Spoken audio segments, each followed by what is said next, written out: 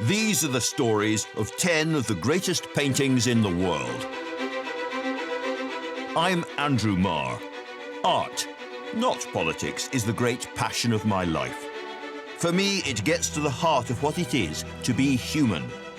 In galleries across the globe, there are great paintings, works made with almost supernatural skill, fierce passion, and extraordinary brain power.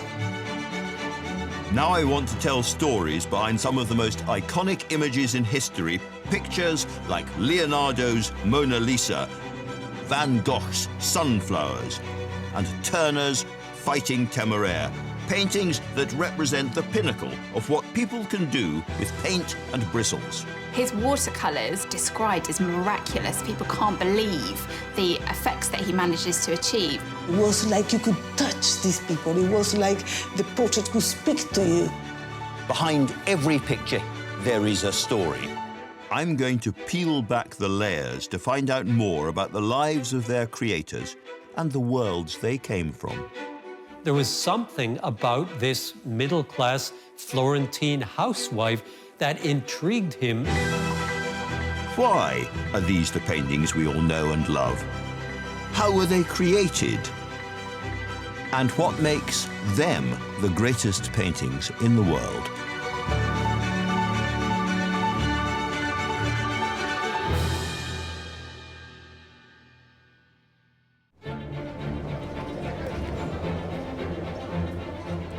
The Louvre, the biggest and the most famous art gallery in the world.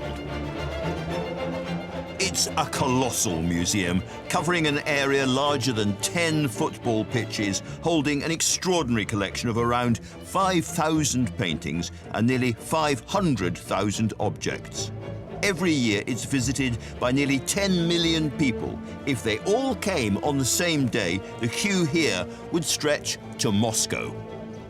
But although these buildings are stuffed with tip-top masterpieces, 8 out of 10 people queuing are here to see just one thing: the Louvre's most famous portrait, probably the world's most famous portrait, the Mona Lisa. It's an iconic work of art, once valued at $650 million, but truly, it's priceless. Well, here we are at last, just the two of us, Andrew and Mona. And that is a fantastic privilege, because most of the time, Mona Lisa is facing an endless, snaking queue of admirers shuffling forward for their 15 seconds in front of her, mobile phone in hand, before they have to leave again. What can be seen or selfied is a plainly dressed, enigmatic young woman apparently sitting in front of a mountainous view, all of it demanding close inspection. But I can't get too close, of course, because Mona Lisa is protected by an enormously tough glass box. She is better protected than any celebrity or modern president, and quite right too. She has her own temperature inside there to keep the painting as perfectly as it can be kept after all this time. Now, in a better ordered world, there are other Leonardos which I think deserve to be just as famous. There is a fabulous drawing in the National Gallery in London, for instance, of the Virgin and Child with St. Anne, which is endlessly mysterious and haunting and utterly, utterly ravishing. Then there's another portrait, Lady with an Ermine, which is brighter coloured and much more instantly grabby than this one. And yet it is her smile, her gaze, which has held the entire world mesmerised for decades. So what is it about this picture which has won hearts all over the world? Because in the end, it's just a portrait. A young woman twists her head towards us, peering out of a smoky landscape through cracks and darkened varnish. And that's about it. And yet, she is magnetic. In the flesh, she is captivating. So what's her secret? Or rather, what was Leonardo da Vinci's secret? Well, to unfold the tale of this painting and the astonishing man who created it, we must swap the centre of Western art in the 21st century for the most humming, fashionable and culturally swaggering city of the 15th, the birthplace of the biggest artistic revolution the West has ever seen, Renaissance Florence. A visitor to Florence in 1459 said Florence is paradise on earth. It was a very prosperous city, but it was also a city with intellectual and cultural life. People enthused about how the Florentines had created a new golden age through painting, through music, through architecture. And so Florence was really a kind of crucible of a new kind of modern life or a new approach to culture. Whether you were an artist or whether you were a scholar, whether you were interested in the sciences, it was all happening at the same time. It was like the centre of the universe. Renaissance simply means rebirth, a return to the glory days of ancient Greece and Rome. Multi-talented and brilliant minds were drawn here like bees to a flower garden. But in a city of 70,000 people, there was one person who really represents what we now mean by the term Renaissance man. Leonardo da Vinci, the man who painted the Mona Lisa, was born nearby in April 1452. He came from a two-horse town, or maybe a one-horse town, called Vinci. It's about 20 miles from Florence. His family were small-time landowners, not incredibly rich. His father was a notary, a lawyer, making his living in Florence. He's listed in his grandfather's tax return. He's listed as a bocca, a mouth, which is rather a nice thing to call your kids their mouths, so they eat a lot of food. From a very early age, Da Vinci was extremely intelligent, and he went to a very good school, and he showed a great love of anything visual, and he would go out sketching. And apparently he drew with his right hand and wrote with his left hand. You know, so you can imagine him with being so inspired and not wanting to waste a moment that he would be sort of going like this. His family took note of this precocious ability. They saw that he had a talent for drawing, and he produced a whole book of drawings, and later on his father took him to Florence to a great artist of the time, Verrocchio, and said, look at these drawings, my son did it. And apparently Verrocchio was just dumbfounded, so I've never seen drawings like this. Are you sure this is your son, and how old is he, and send him to me at once. For the teenage Leonardo, this apprenticeship with Verrocchio was like a child footballer being coached by Pep Guardiola. A huge opportunity to learn from the formidable Verrocchio. He's an interesting artist, a major sculptor. His studio produced paintings, and he used senior assistants often to produce the paintings. Visitors to Florence may notice that on top of the cathedral dome, built by Brunelleschi, the great architect, there's a very big bronze ball, and Verrocchio put that up there. During the nearly 11 years that Leonardo was his student, Verrocchio worked to polish the young man's obvious artistic skills and draw out his immense natural talent. This meant working together on a huge range of commissions from the church and important Florentine families. A major artist in his own right, Verrocchio must have guessed that his student would one day surpass him. But just how soon would that be? Verrocchio used all of the young painters very wisely in his workshop productions. And one of these paintings is the Baptism of Christ, now in the Uffizi in Florence. And he told Leonardo da Vinci to paint one of the angels in the work, an angel in the lower left-hand corner of the painting. You look at that angel, the draperies are amazing, the hair is absolutely fantastic. It's very urgent kind of expression, and it seems almost certain that Leonardo did all the fancy oil painting finish in this picture. And the story of one of his biographers is that from that point onwards, Verrocchio said, I'll never touch a brush again. From the very beginning, Leonardo was regarded as an unparalleled genius. At the remarkably tender age of 20, the man who would paint the Mona Lisa qualified as a master craftsman, and 6 years later he received his first solo commission to paint an altarpiece for his local chapel. In gossipy Florence, his reputation was spreading. But this wasn't down to hard graft or even innate skill. When we talk of genius, in Leonardo's case, that meant a hungry appetite for all kinds of knowledge, mathematics, poetry, engineering, hydraulics, optics, measurements of all kinds. And it was his frankly gruesome experiments in anatomy that provide one of the clues to his painting of the Mona Lisa.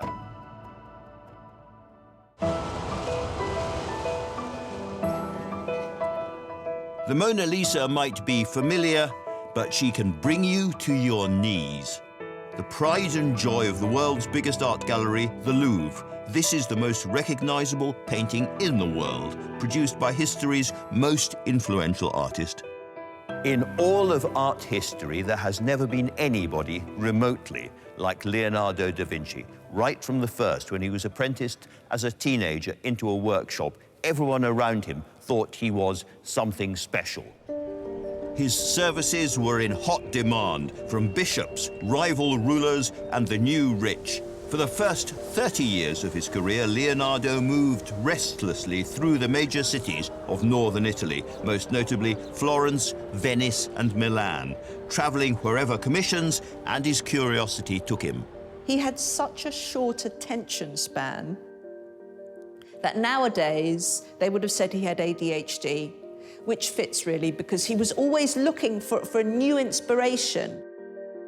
This was an artist who really didn't think or paint like any of his contemporaries. Every time he learned something new, he applied it immediately to his latest work. Leonardo was restlessly experimental, and one of the things that he very quickly became interested in was oil paint, which was a new technology, and he began experimenting with it.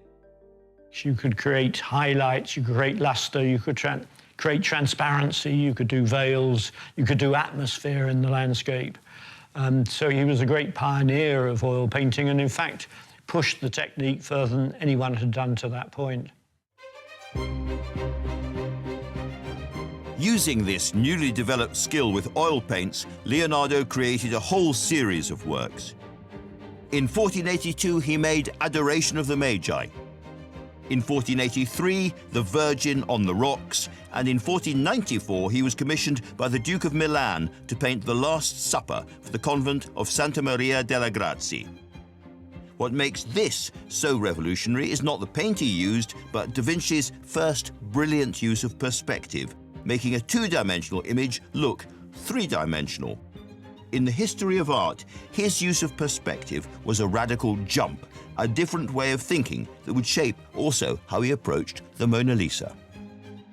Leonardo was extremely ambitious as a young painter, and one of the things he was very interested in was the application of geometry and mathematics to painting, specifically to create perspective. And so he worked at making his works look more realistic than any painters had done before by creating a kind of three-dimensional image on the two-dimensional plane. Leonardo's interpretation of the evening before Christ was betrayed by one of his disciples was a monumental undertaking for an ambitious young artist. His experiments with paint mean it hasn't aged well, but his use of perspective made him famous. The status as an artist in the Renaissance period changed very sharply. Artists acquired pretensions, they acquired a theory of perspective and proportions, and they then claimed to be a liberal art, that is to say, one of the higher intellectual arts. And this raises the profile of artists and gives them a kind of prominence that they did not have in previous decades or centuries. And what we have then happening is artists become like rock stars. This was a time that propelled the artist to great stature and celebrity status. If we would have had I'm a Celebrity, they would have been there. It's a time when artists were seen as sort of like mini gods. You know, they had a God-given talent. Leonardo was a household name elsewhere in Italy, but he'd been away from Florence for 30 years. So when he returned to his hometown in 1500, he needed to establish a reputation here. But first, Leonardo needed somewhere to base himself. Maria Wellington Gatan is a doctor of Renaissance studies. We're here at the Santissima Annunziata Square with the church sanctuary of Santissima Annunziata behind us. This is thought to be the place where Leonardo first was housed when he came to Florence in 1500. Leonardo's father was a notary for the friars. One could easily imagine that with his connections that he helped Leonardo arrange this housing, because of course Leonardo hadn't been in Florence for the past couple of decades. When Leonardo came to Florence, he came without commissions. So he was looking for work. He certainly would have been interested in painting portraits of the Florentine upper and middle classes. With a host of potential clients, Leonardo would begin work on the portrait that would define his entire career. But the mystery for many centuries was who exactly it was that he'd painted. The commission for the Mona Lisa has various stories, and each of them are fascinating. I suppose the most fashionable in the last 20 years of the daft ideas is that this is Leonardo's pupil, Salai, this rascally but rather handsome pupil with curly hair.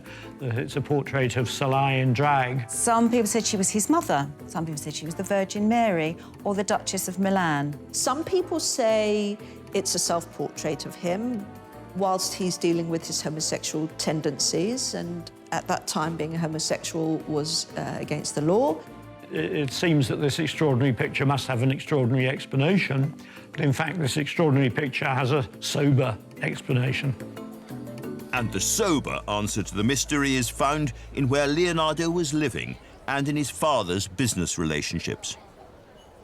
Also connected with the Santissima Annunziata is Francesco del Giocondo. He was a silk merchant in Florence, and we know that he and Leonardo's father knew each other and that they had had business dealings with each other. And so one could very easily imagine Leonardo's father suggesting perhaps that Francesco commissioned a portrait of his wife, Lisa, from Leonardo. That this was the case was proved beyond doubt in 2005, when a German librarian found a note written by one of Leonardo's contemporaries, wondering if he would leave the portrait of Francesco del Giocondo's wife, Lisa Gherardini, unfinished. So what do we know about her? She was only 24. She was the wife of a fairly wealthy trader in silks and fabrics, and possibly also in slaves, who was himself a client of Leonardo's father, a notary or lawyer. So they knew the family. It's said that Leonardo used acrobats and musicians and clowns to keep Mona smiling, because it's difficult when you're painting somebody to avoid their face becoming rather frozen with concentration. But if you look closely at her smile, I don't think it's an amused smile particularly. I think it's a sardonic, knowing smile. This is somebody who is staring at us just as hard as we are all staring at her. Perhaps she'd guessed just how long it would take Leonardo to finish his painting of her. After starting in 1503, he never stopped working on this modestly sized rectangle. His magpie mind was far too restless. He was what I would call a helicopter painter. He hovered endlessly over works of art. He said, art is never finished, only abandoned. You really had to prize a work of art out of his hands. He was always on the go, always looking for different things. Shall I invent this? Shall I paint that? And that would have been part of his restlessness and also part of his inquiring mind and also his needing and his desire to think outside of the box. Leonardo's thirst for knowledge was never just confined to painting. He made himself expert in chemistry, botany, mathematics, engineering, music, astronomy, and map-making. But it was another of his obsessions, knowing how things worked, that's the key to the enigma of the Mona Lisa. Leonardo was one of history's greatest anatomical illustrators, and probably the best, in fact. That was how you would make your reputation in art, by creating very realistic-looking figures that had tremendous anatomical accuracy. And so Leonardo embraced that innovation in painting, and like so many things that he did, took it to the next level. And in fact, he said that anatomy is for a painter what grammar is for a writer. This is the structure on which you build. The study of anatomy is as old as medicine itself. It was revered in ancient Greece. But in Leonardo's Italy, it seemed new and vaguely sinister. Artists were just starting to see the value of knowing how the human body works by observing the dissection of corpses. Leonardo inevitably went further. He wanted to cut the bodies up with his own hands. In this hospital, the Santa Maria Nuova, even while painting the Mona Lisa, he was likely to be found alongside the working doctors. Maria Antonia Rinaldi is a lecturer in art history. Leonardo wrote generically that here in the hospital he did 30 dissections. He wrote about the dissection of an old man. Actually, the old man told to Leonardo that he was more than 100 years old, and Leonardo said he passed away in such a serene way that I wanted to understand the reason of such a dolce morte, sweet death. But Leonardo was also interested in trying to understand how the man functioned. The man as a machine, to understand the movement, but then also to understand really how the human being functions. Leonardo thought that only by knowing exactly what was under Lisa's skin could he begin to capture her essence in paint. He wanted to see how the muscles were connected to the sinews, to the cartilage, to the bones. He would not see the dissection as influencing art or art as influencing dissection. He saw them as the same thing in a way. It's a much deeper aspiration for understanding the body than most artists. This wasn't CSI Florence taking place in a spotlessly hygienic pathologist's lab. To create the Mona Lisa, Leonardo needed to withstand an assault on all the senses. Leonardo talked about the difficulties in dissecting the body, and he talked about how fast the body decomposed. There are no preservatives, and this is really gory. You start with the intestines and the abdomen because it decays very quickly. You go to the chest and the brain decays pretty quickly, and the muscles you can leave for a bit later, and the skeleton even later than that. So, yeah, Leonardo writes passionately saying, you know, you've got to have great patience and so on, but you've also got to put up with the sheer unpleasantness of it. It was a gooey unpleasantness that Leonardo was happy to endure in pursuit of understanding and perfecting his portrait. He talks about how awful it is to spend the night with these dead men who've been flayed of their skins. And so there are these horrible specters peering out at Leonardo, we have to imagine. But clearly, he was committed to this kind of anatomical study. He saw painting as remaking nature. So to remake nature, you had to understand nature, not just what something looks like on the surface, but you had to understand what was going on inside. His curiosity, his appetite of understanding, learning, with such an attention to the detail that his anatomical studies are quite perfect. Leonardo made reams of notes and drawings about his discoveries, obsessed by the inner workings of the human body. That smile, where exactly were the muscles that moved the mouth and the lips? And how did they combine? For Leonardo, his scientific experiments and his artistic endeavors were inseparable. He was the great connector. There was no reason to keep science and art separate in this life. And so, instead, Leonardo combined the two disciplines. He applied everything he was learning about human anatomy to his art. In this case, the face of the Mona Lisa. The Mona Lisa is the most iconic and most recognizable portrait in the world, the work of an artist of undisputed genius, Leonardo da Vinci. Leonardo was much more than an artist. His insatiable appetite for knowledge of all available kinds spread far beyond the canvas. He was fascinated by things as diverse as mathematics, optics, anatomy, and in particular, human dissection. And quite rightly, he could never separate the science from the art, so that everything he learned in the morgue turned up eventually on the canvas. There aren't many paintings that more or less everyone in the Western world can describe, and analysing it is a joy because Leonardo's extraordinary talent shines through. But once you know that his love of dissection helped to create that famous face, it's hard to see it in quite the same way again. One of the great things about Leonardo is that his drawings and his notebooks show us his mind actually working. And so when we say, oh, he learned from optics in the painting, what exactly do we mean? Well, take the very famous case of the way that Mona Lisa's eyes appear to follow you around the room. That is because the pupil in one eye is looking directly at the viewer, and the pupil in the other eye is slightly off kilter, and that gives the illusion. It became very, very famous. So famous, it's known as the Mona Lisa effect, but it's pure optics. Really close attention to detail produces mystery.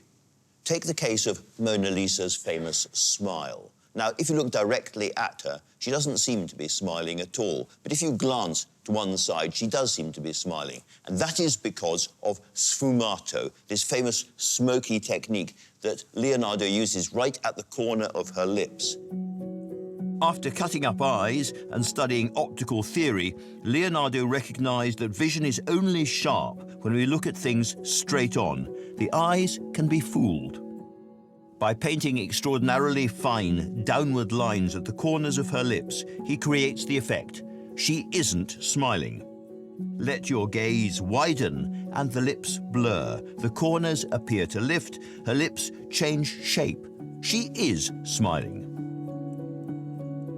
It's almost invisible, and yet it produces the illusion of a mobile, smiling mouth. There's no hard outlines in the Mona Lisa's face. They're all blurred, so it gives the sense that she's moving. And also, she's not painted directly onto you. She's at an angle. And because she's at an angle, she's showing that she's moving and also showing that she's occupying a three-dimensional space. I think he was rather pleased when people picked up what he was doing. This very daring recipe of the slightly sideways pose, the direct look. In most cases with female portraits, it was not polite for a woman to engage in eye contact with a man. So you had downcast eyes, you were in profile if you did a portrait. Leonardo breaks that convention. Leonardo's painting was the closest thing to naturalism that portraiture had yet seen. This was a picture soaked in understanding. Every part of this canvas, from the corkscrew shine of her hair to the details on Mona Lisa's robe, all of those things were achieved by a minute attention to detail. This is, of course, a still image, but she is alive. After spending more than 4 years toiling on this masterpiece, constantly reworking it, changing and tweaking wherever he saw fit, technically, Leonardo was finished, but he would not let it go. It was very typical of Da Vinci not to finish a work of art. He never felt that he'd made it good enough. He always felt there was more to do, just change this bit and that bit. A lot of artists have this problem, especially if you're a perfectionist, as he was. The family who commissioned the Mona Lisa never got the painting, but they never paid the money either. As Leonardo kept it with him, few people ever had the chance to see the Mona Lisa, certainly until it went on display in the 19th century. But a small number of Leonardo's contemporaries did get to see her up close and personal, and the impact on them was seismic. Immediately, the Mona Lisa influenced the way that artists were working at the time. The artist who probably had the most profound reaction to Leonardo was young Raphael. Raphael painted these two aristocrats, Angelo and Maddalena Doni, and she is absolutely in the pose of Mona Lisa, but doesn't smile. He clearly had seen the Mona Lisa and could not have painted Maddalena without having seen this work of art. And likewise, his Lady with the Unicorn is almost a complete copy of the Mona Lisa. And so this becomes transformative in portraiture as painters now begin doing their versions of the Mona Lisa. It It may have changed the history of portraiture, but Leonardo was failing to leave his masterpiece alone. Over the next decade, he continued to tweak and finesse it. An indication of the importance of the Mona Lisa to Leonardo is the fact that he kept it with him throughout the rest of his life. It was something that he really believed was one of the finest expressions of his brush, and he could not let it go. It was something he still wanted to perfect. Consequently, the image we know and see today is quite different to the original portrait and may indeed be unrecognizable as Lisa del Giocondo. It's clear from the technical analysis we can now see a lot of the underdrawing. She started off with an orthodox Tuscan dress, and it gradually matured into something which was very decorative with the twisted shawl and so on. And she's put in front of this very remarkable landscape. So it's clear that the portrait becomes what I call a universal picture. Leonardo is pouring knowledge into it about light, about anatomy, about psychology, about geology. Now, nobody much was interested in Lisa del Giocondo outside the family. So it ceases to become a mugshot and becomes something much more universal. In 1517, with the Mona Lisa nearly always at hand, the 65-year-old Leonardo became an eminent figure in the King of France's court. He went to work for Francis I. Now, for Francis was trying to buy into the Italian Renaissance. It was the latest thing, and he got the top striker, as it were. Leonardo was expected to do things, but he was a kind of ornament of the court. He had a huge salary, big salary, much bigger than even most courtiers and most civil servants would have had. But Leonardo would only serve the king for 2 short years. He died in Amboise, in the Loire Valley, in 1519. It's said that he passed away in the arms of the king himself, who was devastated by his death. Leonardo da Vinci was one of the greatest painters in Europe at this point, and so his death was widely mourned. And we can say, yes, he finished not many paintings, but he finished the world's most famous painting, the world's second most famous painting, the Last Supper, and the world's most famous drawing, the man in the square and the circle, based upon the writings of the Roman architect Vitruvius. And when people say to me he didn't finish much, I said, well, he finished these 3 most famous things, and that's not bad. When Leonardo died, the Mona Lisa was bought by the French royal family, and for the next 278 years was moved around among their numerous palaces. It was only ever seen by France's rulers and their most valued courtiers. Finally, in 1797, Leonardo's painting made its way here to the Louvre, where it was displayed with the rest of the former royal collection. And for 114 years, that's where it stayed. To most of its visitors, it was just one more portrait hanging in a crowded gallery. Its place in the world's cultural landscape was frankly about as big as the space it took up on the wall of the Louvre. That is, until the 21st of August 1911, when the painting simply disappeared.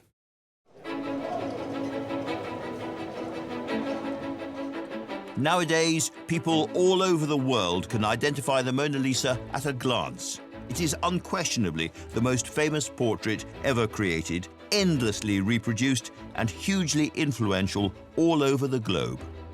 But the Mona Lisa's worldwide fame only really began in the 20th century, in 1911, when she made headlines around the globe after she disappeared overnight, upped and offed from her home here in the Louvre. It's a hard-to-believe tale, and it begins on the evening of the 21st of August. With no security measures but locked doors, the Louvre's 400 rooms were guarded by just a handful of men, and none of them saw Leonardo's masterpiece vanish into thin air. No one noticed for 28 hours that the Mona Lisa was not on the wall. Paintings were often being removed to be photographed, so that's what staff assumed was happening to the Mona Lisa. When they discovered it was missing, of course it became enormous news. Journalists couldn't get enough of the story. Karine Friedberger, a specialist in the history of art, is at the French National Library. This newspaper is called Le Petit Parisien, and the title says this famous painting by Leonardo da Vinci, La Joconde, Mona Lisa, has disappeared from the Louvre Museum. How? Since when? We don't know. We only have the frame left. And then it takes us through the shock of the personnel in the Louvre Museum, finding this empty space and wondering who could have had access.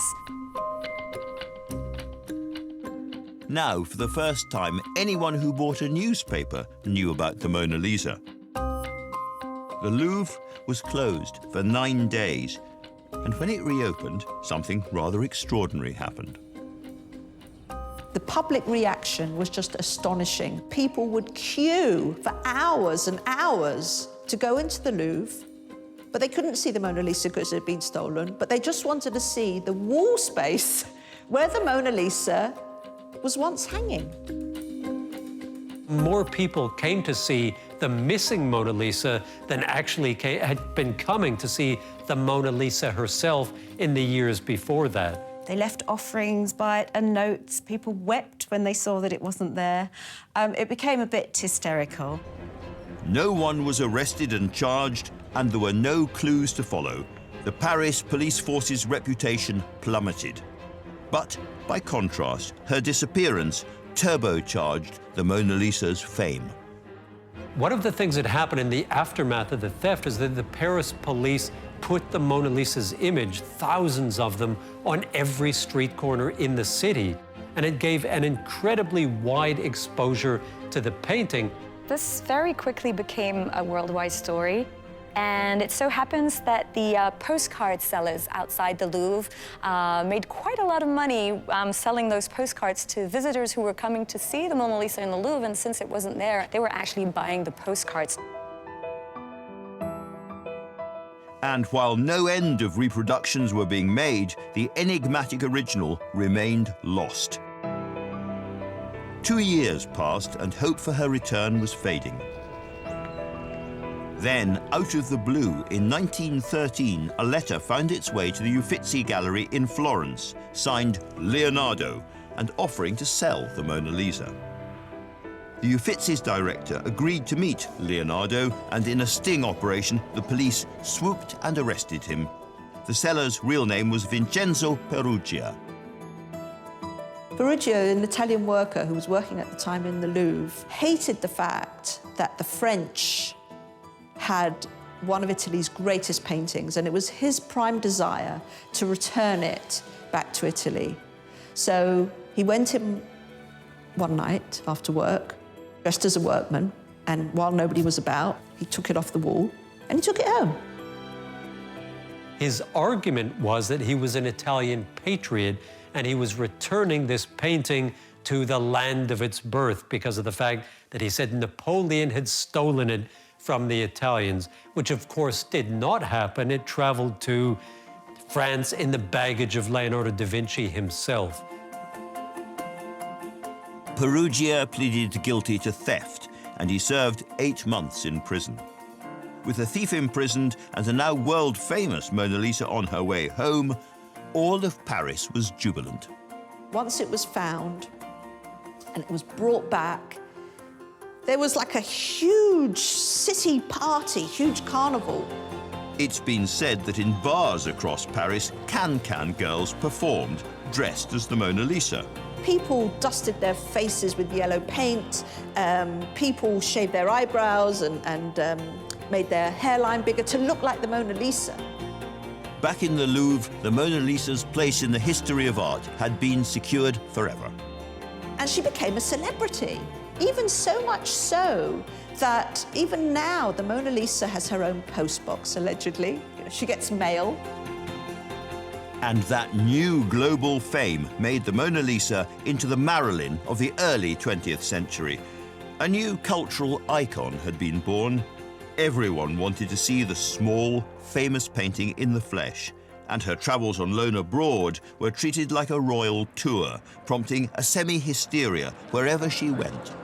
Now, as befits a lady more renowned than any queen, Mona Lisa leaves the Louvre under heavy guard for a trip to the United States. Whenever the French government needed a little hand with some foreign relations, the Mona Lisa could be lent out to help oil the wheels. No VIP has been surrounded by more security. The Secret Service has been ordered to stand guard over the lady with the enigmatic smile 24 hours a day. While she was on display in New York, nearly 2 million people queued to get a 20-second or so glimpse of her. Similar numbers flocked to see her wherever she went in the world before officially retiring, exhausted, to the Louvre in 1974, where she's remained its biggest attraction ever since. Mona Lisa is the best-known image in the world. There really is no rival. I've seen her twice out of the frame, and it has a kind of living presence. It has a sort of breathing presence. This sounds very pretentious, but there's no other way to describe it. It's quite incredible that she remains up there, bigger than any other work of art. Nothing has usurped her. She's remained the greatest celebrity portrait that we know. That's the extraordinary draw of the Mona Lisa. She's a global phenomenon, seems to smile at everyone, wherever they are, all over the world. The Mona Lisa just does not belong to the Louvre and the French state or to Leonardo da Vinci. The Mona Lisa belongs to the world. This is part of the cultural heritage of all of us because it's such a wonderful work of art. The story of the Mona Lisa and Leonardo da Vinci, the genius who painted her, has blockbuster bestseller dimensions. The autopsy, the optics, the explosion of new thinking in Renaissance Italy, a gay artist's decade-long obsession with a 24-year-old girl, her journey across the Alps to France, the theft, the return, the global fame. It is all a great story, but frankly, it means nothing compared to this, the fact that the hairs on the back of your neck stand up in her presence, that gaze, that smile. Fundamentally, this is not a portrait of a particular person. This is a picture of humanity by one of art's great geniuses, clothed in beauty and brimming with inner mystery. It may be dark, it may be old, it may be quite small, and it may be over-familiar, but it is without doubt one of the world's great paintings. Next time on the world's greatest paintings, a canvas so blindingly famous it sets the National Gallery ablaze. This is one of the brightest pictures you will ever see. This is a story of heroic optimism. Nobody had ever done anything quite that wild. Loneliness. His family, I think, started to realise the madness had begun. And heartbreak. He thought it was going to be a whole new beginning for him. And, of course, it wasn't to be. Behind Vincent van Gogh's Sunflowers.